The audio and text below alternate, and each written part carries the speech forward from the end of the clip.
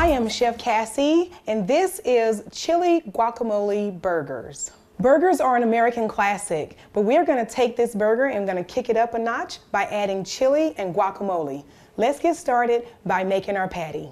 I'm gonna start by mixing a soup mixture. It is a mushroom onion soup mixture.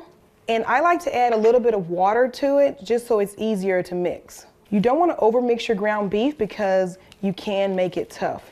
I'm also adding a mixture that is black pepper, onions, and garlic.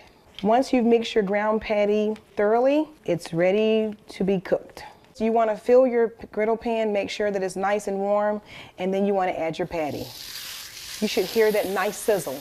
You want to cook your patty for approximately 4 minutes on each side, depending on how you want your burger cooked.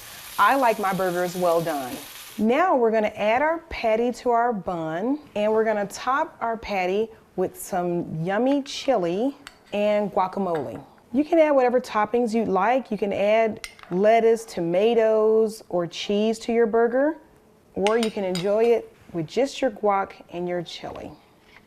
Enjoy!